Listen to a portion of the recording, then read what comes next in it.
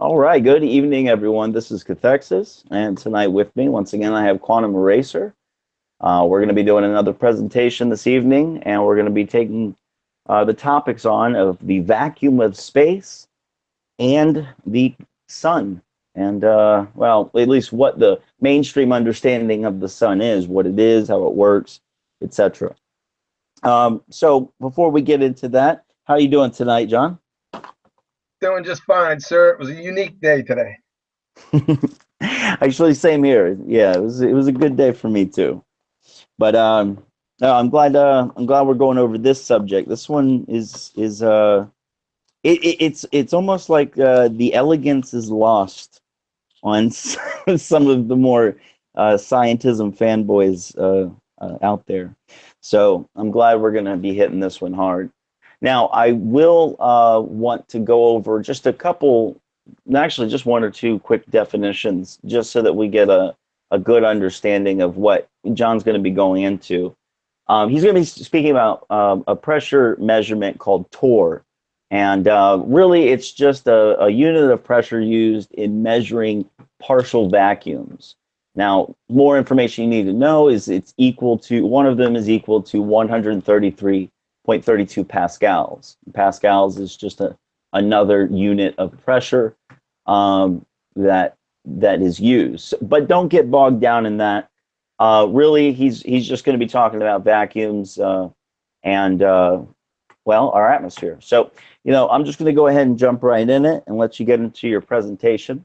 So let me go ahead and screen share you, brother. Okay. Got you presented to everyone. And I'll stop screen sharing. All right, just let me know when it pops up. All right, well, I have it on the Hangout screen. Let's see if it comes up on the live. Just one moment, everyone. And I hope everybody's doing well out there for coming out and watching. Let's see.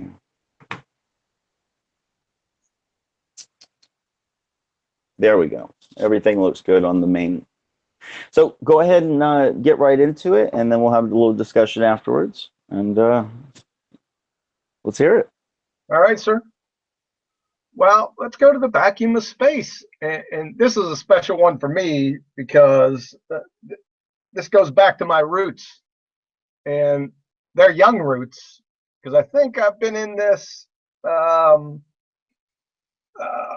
the flat Earth, for about 6 months now. I think it was 6 months, or it's coming up. So these are some young roots. And this was the first item that struck me when I was challenged. And I don't know, a lot of people say, they get challenged and they blow it off. It was a similar situation that happened with me, obviously. I was on one of the forums, I was doing my business, and somebody brought up the flat Earth. And I can remember a couple times, over the, just a couple times over like years. So it wasn't a big thing. It wasn't on my radar. But somebody brought it up and they said, go ahead and debunk the flat Earth. And I, after I got done laughing, I said, yeah, no problem. Give me 5 minutes. Well, obviously that 5 minutes have come and gone. And it was almost immediately, I knew that my laughing position was laughing back at me. And it was absolutely untenable. And the reason why, it was the vacuum of space. This one hit me like a ton of bricks. And after a couple minutes, I said, you know what? I am not going to be able to debunk this. And I couldn't. So I knew immediately that outer space in total, that's NASA, the moon landings, missions, satellites, Hubble, every single last space mission, big bangs, black holes, gravity, I call them gravy waves, cosmic microwave background radiation, and redshift was utter codswallop baloney. Now, these green ones, I knew many, many years before I got into this genre. But all the rest, all these guys, this is just preposterous. And Every pseudoscientist associated with their respective astrophysics, astronomy, and cosmology department were all lying psychopaths.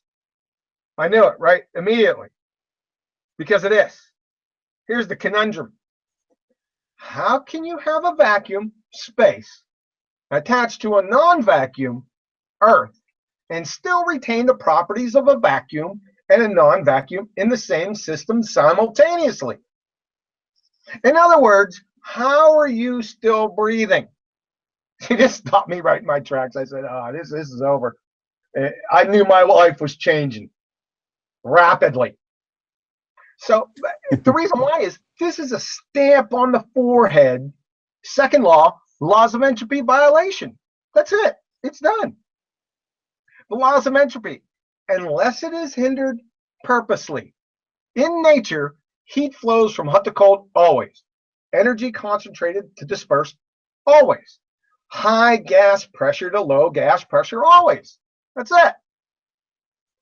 From the entropy site.edu, gas expansion into a vacuum, the mixing of ideal gases or liquids, diffusion, effusion, colligative effects, and osmosis. Each fundamentally involves an increase in entropy due to increased dispersion of energy, due to a greater number of microstates for the particular system involved. From Schneid and Chatterjee in the textbook of medical biochemistry. Thus, the diffusion of solute particles takes place down the concentration gradient, a pressure gradient with respect to partial pressure of gases, until what? Until uniform concentration is achieved. This is better known as equilibrium. So let's have a look at the concentration equilibrium problem. So at sea level, it equals about 760 torr. And interstellar deep space is 10 to the negative 17th torr. Now, listen, like Cathexis was talking about, these are units of measure for pressure. Now, we don't really have to use these because solute concentration and pressure are directly proportional. So it sort of mocks Nix. We don't really need those or any other ones, and I'm going to show you that here in a couple minutes. All we need are the numbers. Therefore, uniform concentration at sea level should be approximately 10 to the negative 17th torr. So let's say this little dot right here is the Earth.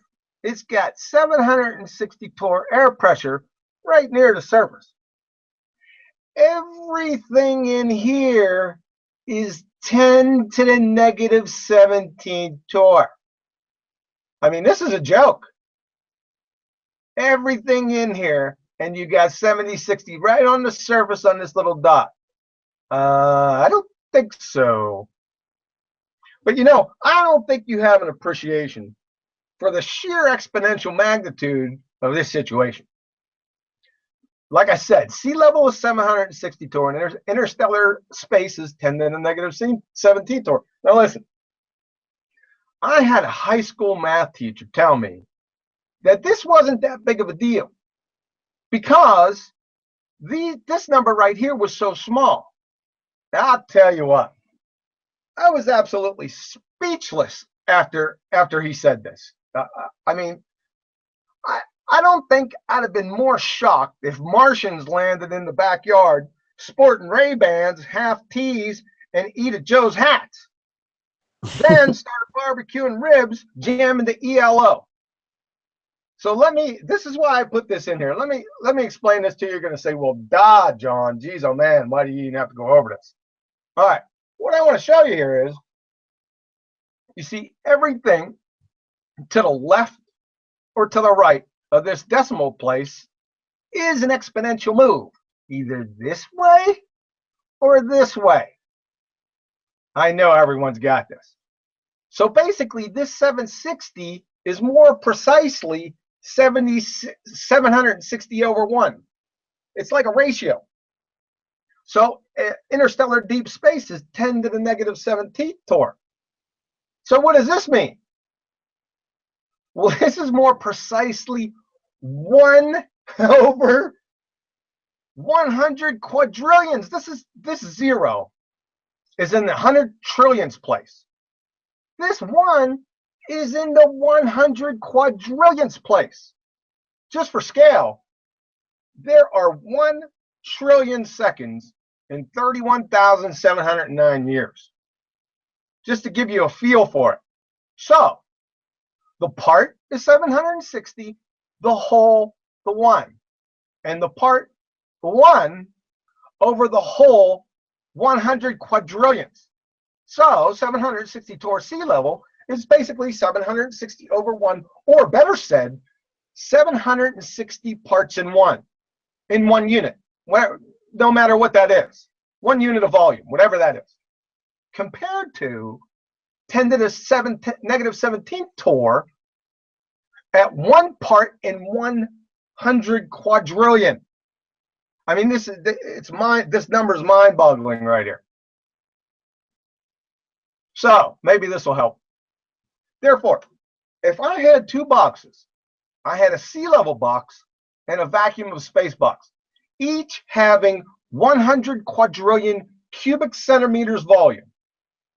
That sea level box would contain 7.6 sextillion particles, compared to the vacuum of space box, which got what? 1 particle in the whole box. This is a massive gradient. I mean, it's mind-boggling. So again, uniform concentration. That's what we're looking for, right? Because remember what we said above. The diffusion of solute particles takes place down the concentration gradient. And that's a partial pressure gradient with respect to partial pressure of gases until uniform concentration is achieved. So at sea level, it should be approximately 10 to the negative 17 torr. That's it. So why isn't it? Well, we all know the answer, right? Somebody give me the answer. Why aren't we at uniform concentration? Well, it's because of the savior, magical gravity. This guy right here, right? That's all you hear. This is the answer to everything. I put this in here as a tribute to the village people for today. Well, not so fast, though. Gravity adheres. This is begging the question fallacy. Which gravity? And please show the mechanism, right? That's the first thing you got to do. But I'll tell you what, let me save you some time. Let's scratch that, because you're whistling past the graveyard. From techtarget.com, a gas is a sample of matter that conforms to the shape of the container. We're going to get back to this one here in a minute. In which it is held and acquires a uniform density inside the container. Even in the presence of gravity, and regardless of the amount of substance in the container. If not confined to a container, gaseous material, also known as vapor, will disperse into space. So, Elvis just left the building and the fat lady's yodeling. If you're following me. So there's no misunderstanding. I don't want any misunderstandings here. From Arthur Eddington in The Nature of Physical World in 1930.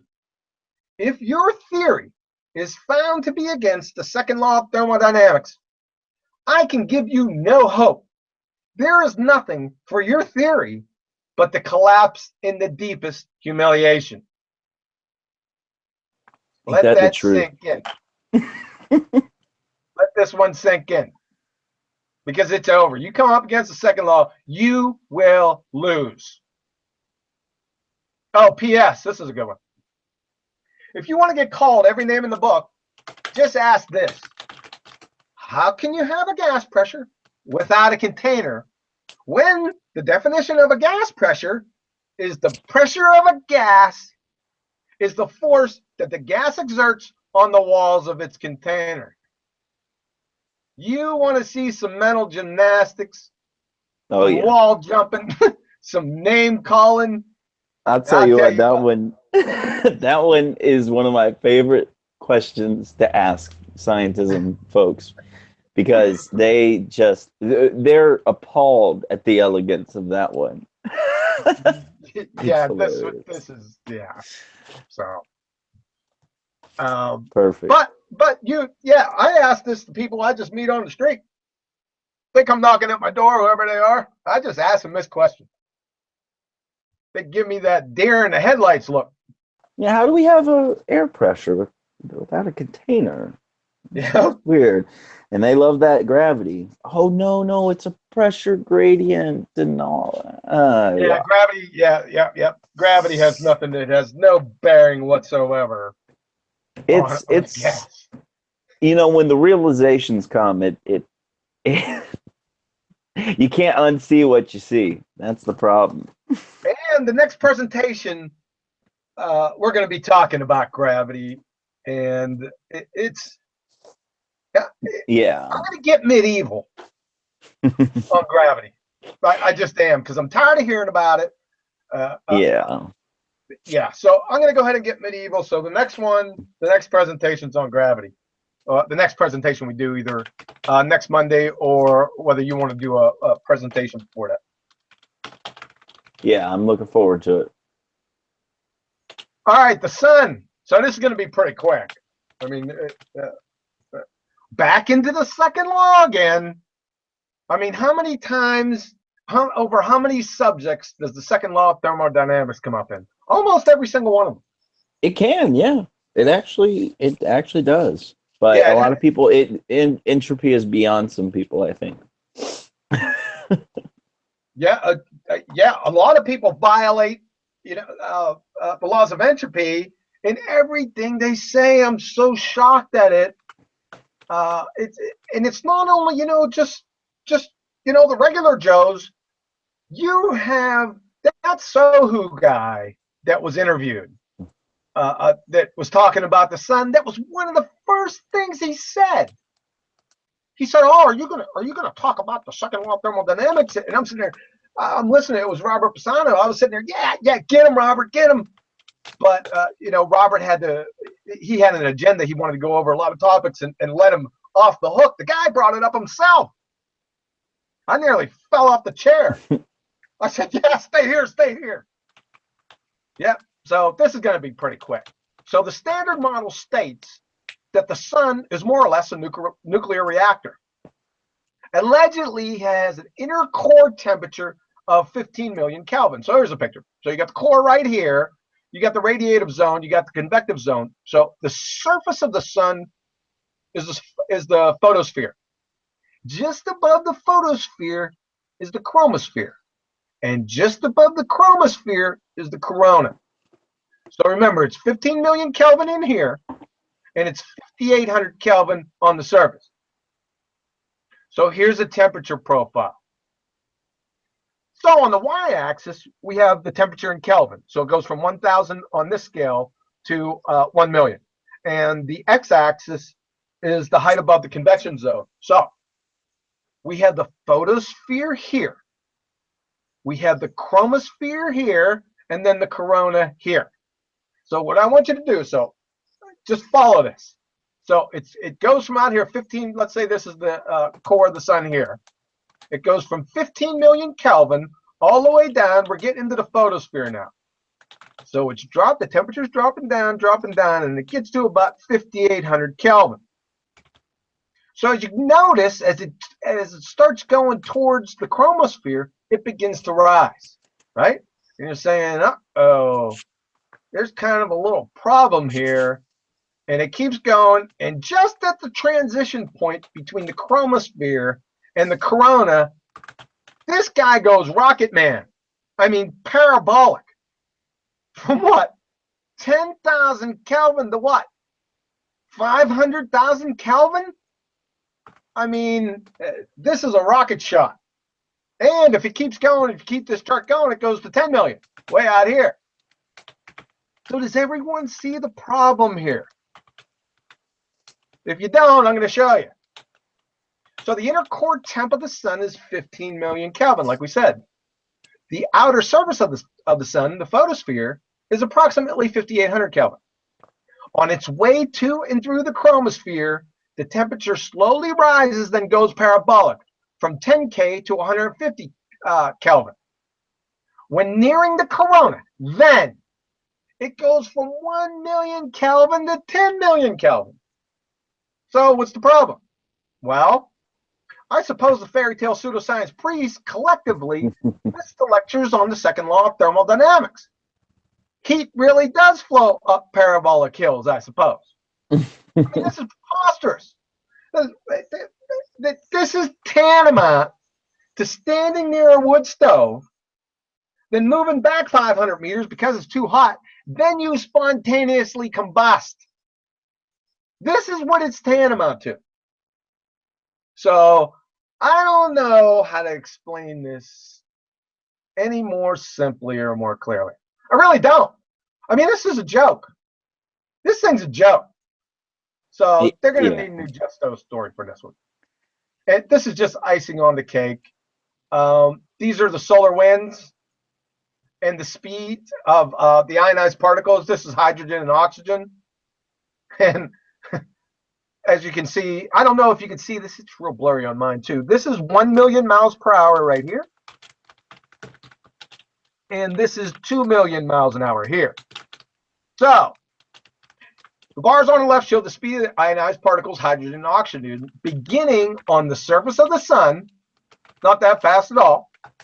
Then the Mercury right here, Venus, it's getting up to 1 million miles an hour here, and then the Earth. My question is, how is it speeding up?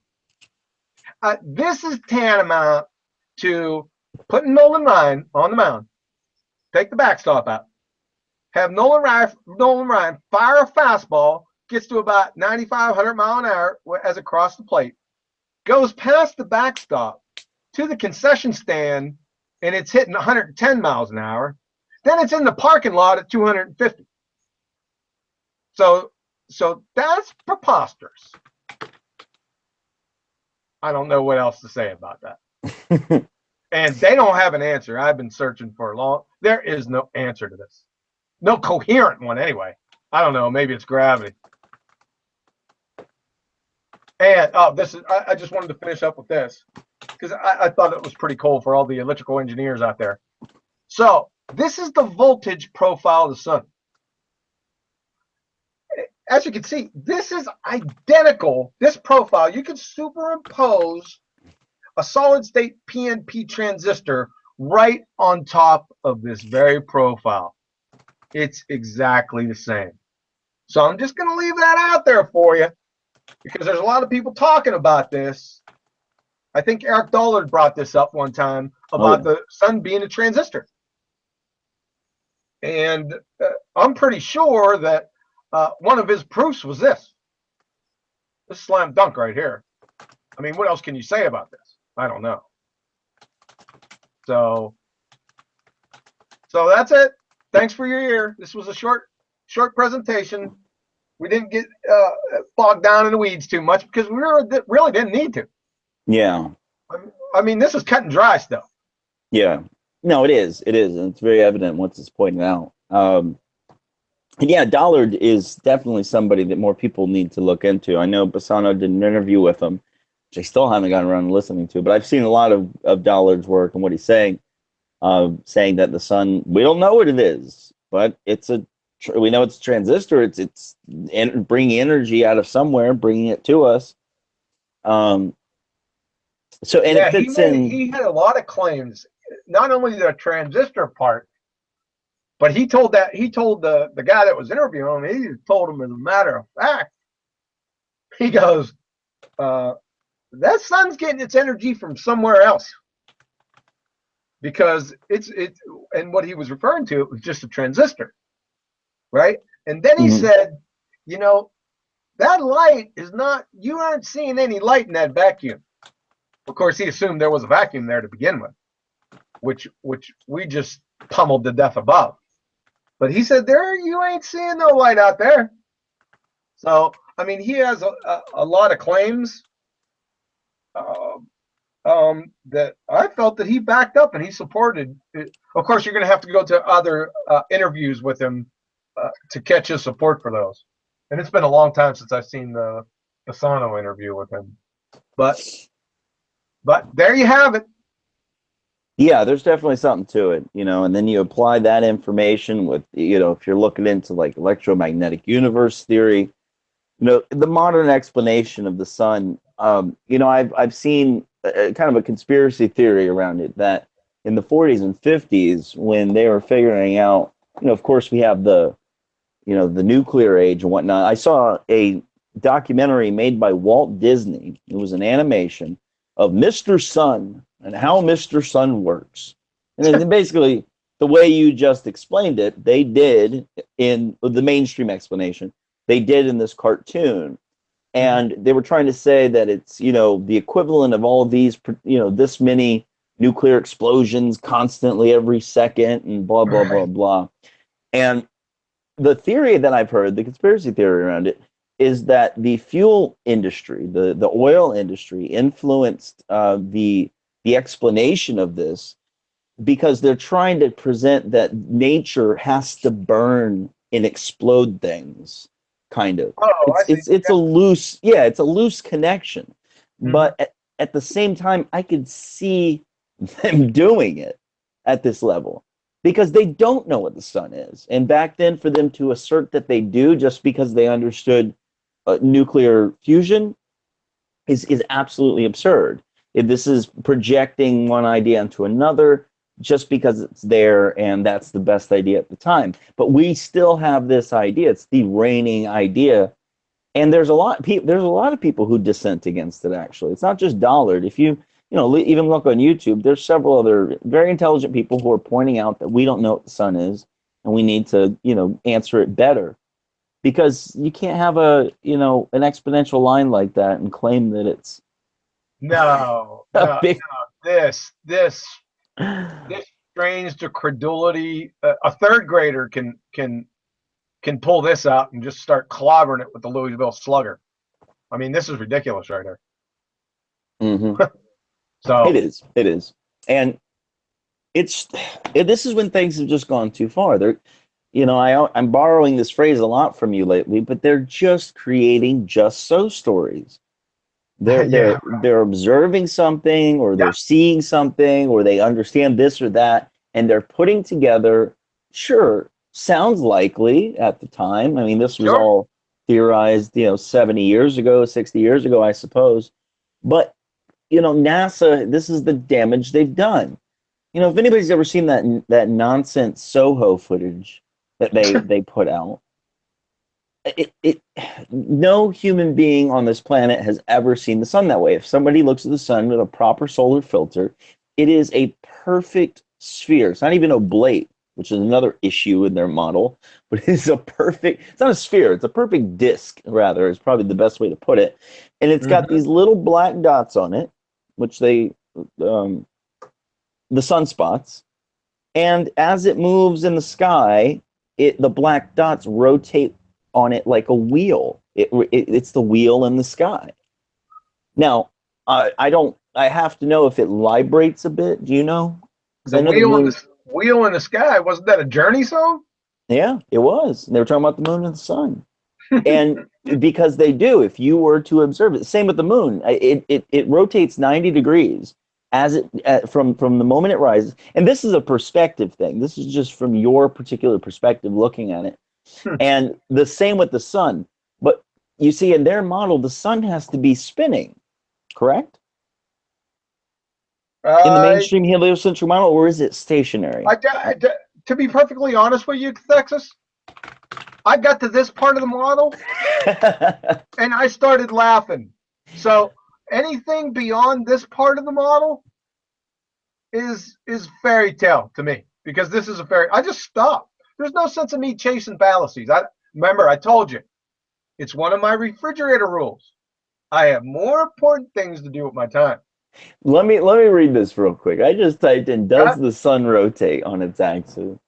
Go ahead. Because it is a gas, it does not rotate like a solid. The sun actually spins faster at its equator than at its poles. The sun rotates once every 24 days on its equator, but once every 35 near its poles. We know this by watching the motion of the sunspots and other solar features across the sun.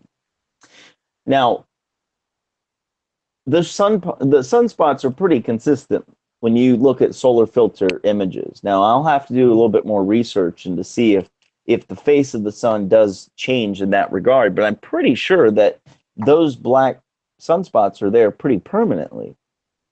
But I could be wrong. I want to put that out there.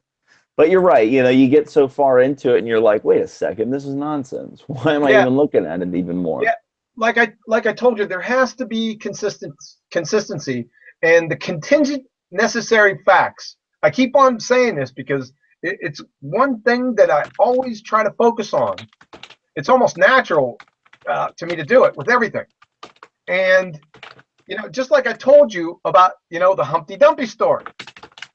If you're telling me a story, the fable about Humpty Dumpty, and in the midst of spinning your yarn, you let it be known that we have known nothing but pure anarchy. So when you get to the part where all the king's horses and all the king's men, I can dismiss the whole yarn, the whole fairy tale, as soon as you say that, because you just contradicted yourself. You can't have anarchy and you can't have kings at the same time. So I don't need to listen to any more of your story. I just stop you right there and go clean the bathroom. Yeah, no, I agree with that. Once you find some such glaring flaws and issues with Mm-hmm. it, it's pretty easy Yeah. to the rest of it becomes a fairy tale. Now, quickly, I would like to add, Charlie did come in and make a statement about what I was just talking about. It says the sun is spinning, and this can be seen by watching the sunspots. The sunspots will disappear at one side and reappear on the other. The sunspots do come and go, and they last for weeks or months. So, like I said, they as we see it every single day, Mm-hmm. because it takes so long for them to spin, 24 days and 35 days respectively. I Mm-hmm. think that's probably where I got that idea. But yeah, you can definitely see it, and as it goes in the sky above you, those sunspots do move, and you can tell at well, I'm saying the sun moves as a wheel, so to speak. It goes 90 degrees from Hey, that's sunrise what to Journey sunset. said, man. Yeah, He said, Journey he was said right. They're telling us. hey, hey, he said the wheel in the sky keeps it turning. Yes, sir. Yes, sir. And what was the other one? Oh, it's a Beatles song, but it says the fool on the hill sees the sun going down, and in his eyes sees the world going round. That's such a good song. And then there was another one. Gosh, I can see for miles and miles and miles. Who was that Yeah, the one? Who? The Who. They I think they knew something was up too. That's Anyways, an old one, man. That's off Meaty, Beady, Big and Bouncy. That's one of the first albums I ever got.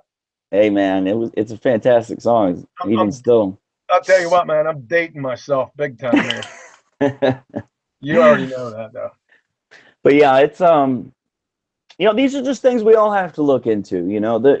Ask yourself, how in the hell can such a vacuum exist uh, within the same connected to an atmosphere such as ours? It just doesn't make any sense. Nope. And you would have to do more mental acrobatics and more explaining this away and explaining that away. And the modern explanations are not they're not good enough to deny the second law of thermodynamics. And what was that Yeah, quote you had in there? That yeah. It was if from Arthur Eddington. yeah, That was back in the day, boy, 1930 or something. said if your idea or theory goes against the second law of thermodynamics, and then it is Yeah, this was, it will let's see collapse in the deepest humiliation.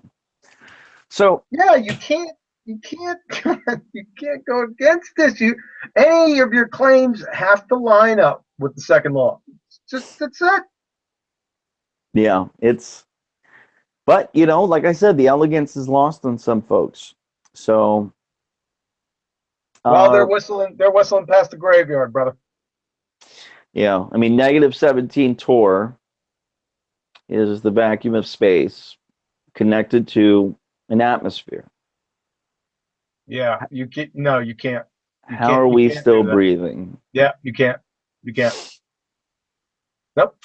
So yeah, just think about it, folks. People who are out there, disagreeing or haven't thought about this before, really sit down and ask yourself, how could a vacuum of that power exist adjacent to a atmosphere of ours?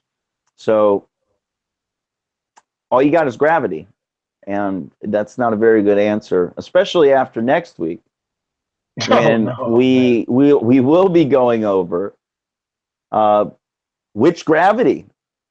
You want to say gravity for your answer all the time? Well, we'll go over and find out which gravity you might be talking about. Oh, So, that'll get some name calling too. That one started some heavy name calling. People saying, "What? What? Why does it matter?" Oh mhm. my goodness. Okay. Yeah, they do that. And, it is what it is. People, you're either going to think about this differently or you're not, folks. We can't hold your hands after a certain point. We're putting the information out there, and, I think we've done a pretty decent job. I think John's done an excellent job at presenting these ideas. And we haven't, have you had anybody take you up on these ideas yet in the comment section? I No. know Rhetoric and Discourse tried to make a video hit piece on it, and Well, have people go over there and then check out the message board, and and yeah, and for sure. and then you make the call yourself.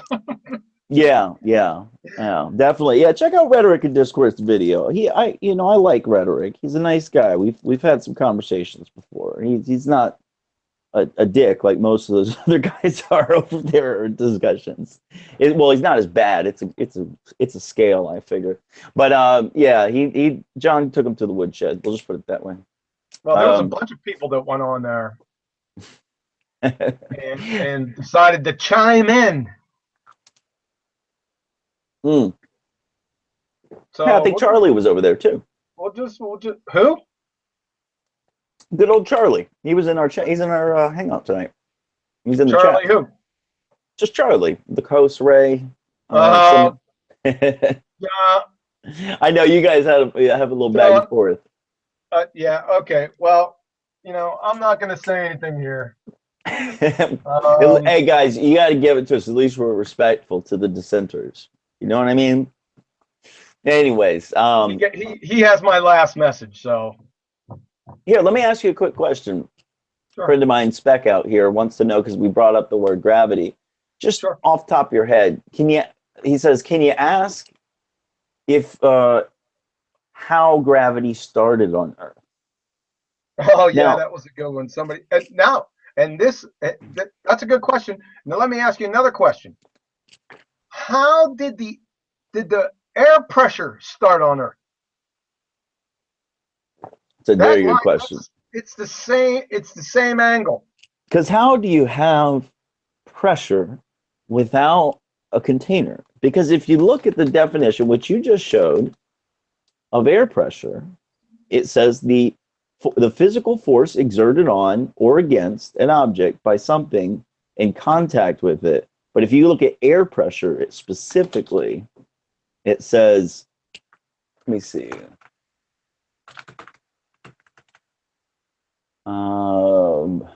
Gosh, go back to where's it in your, Right here. oh, okay, yeah, there we go.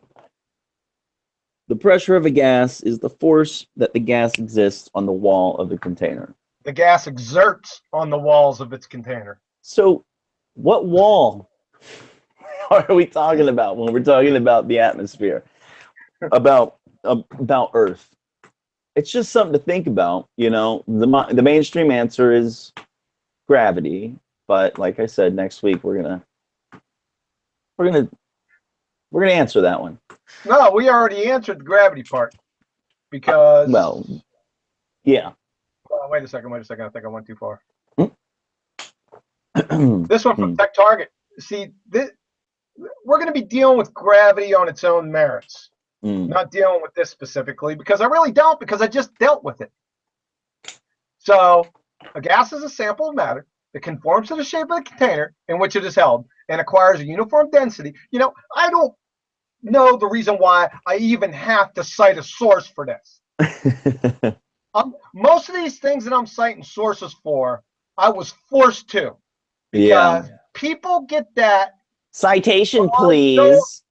yeah, cite source. Okay, I don't even, for 90% of the things, the items that we discuss here, I shouldn't have to cite a source.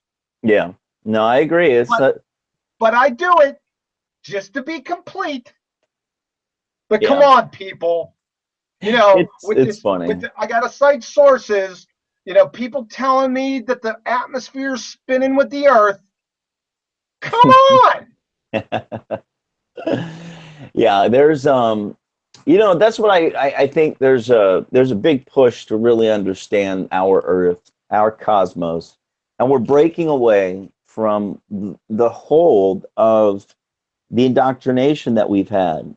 I'm all for higher education. I'm all for uh, learning, especially technical skills of engineering and to being a technician and learning higher trades and even software development. All of these things require lots of education, lots of experience, and they require a particular type of person and mind to be able to do it. And I have tons of respect for it.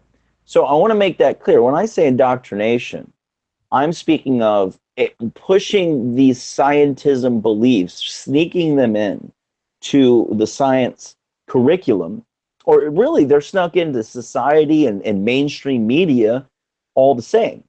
These memes that of what our cosmos is like, where people are just believing it on faith. Nobody stops and thinks about the vacuum of space in relation to its adjacent Earth. Nobody thinks about, what the sun really is. And we've been conditioned and indoctrinated to No, not think like that, to no, not they critically they think. they believe it blindly, not with faith. Remember, we Oh defined yeah, that before. blind faith. Excuse me. Yeah, thank you for clearing that up. it's but You're welcome. it's absolutely obvious that we have what we have on our hands. And and I've talked about it before, but C.S. Lewis and Aldous Huxley and these guys were warning us of this. They were absolutely warning us of this. And they may have done it in a hyperbolic way. Huxley did, but honestly, we're not that far away. The state of we're damn near a scientific dictatorship. I'm just going to put it that way. So this is No, the reason why I no, speak up about this no, stuff. we're in a pseudo-scientific Well, dictatorship. excuse me. Yeah, that's essentially what they're saying. That's the term they coined. But yeah, this is scientism. This is belief systems without knowledge of why they believe them. They're prostrating themselves at the feet of the new pseudoscience high priests. And we need to wake up. Everybody needs to go tell everybody, hey, do you believe in the Big Bang? Why? Hey, do you believe in, evolution as the Well, way we came here? see, your question gives the game away, because what are you asking? Do you believe? Well, Mm-hmm. if it's actual science, following the scientific method, what scientific hypotheses with independent and dependent variables that I have to cite sources That's where where the the fifth biggest grader knows problem what they is, John. are. That's where the And, biggest problem is, John, is the and fact that they don't know the difference. And it's frustrating because we speak this way too much. Well, I know you don't. You're very strict about it. But science says this, and science said that, and science is telling us this. Science ain't telling anybody shit. It is 100% just the method and the body of work the method has constructed. And people have turned it into they've turned it into a noun when it should be a verb. You should be sciencing, doing the scientific method. So most people have to be deprogrammed of that type of paradigm. They have to be able to question it and know the scientific method and in how to look for, are they applying a particular variable correctly? Are they coming up with a proper hypothesis? Are they doing a proper null hypothesis? But it's funny. They say we lack scientific education, Who and does? well, no. I'm saying humanity in the West. Oh, You do hear this in the media. I actually do have to agree, but they're not even the scientific, paths that they've put out for us. They're creating more pseudoscientists than anything. It's frustrating, yeah, but it's a real gaggle out there, that's for sure. hopefully we can hopefully we can have an effect. So everybody, please share these videos, make playlists, give them to your family members, do whatever you can because I'm going to start pushing this channel a lot more. John and I have big plans for some. Gosh, he's probably got 100 presentations lined up. So we might even start doing two a week, maybe on Thursday nights, maybe do one again. So please look out for that. And next week we're going to be tackling gravity, and we'll find out which gravity. Anything else you'd like to add tonight, John? Nah, you got me fired up. Good. We'll do another one this week then. That way you could fuel it there.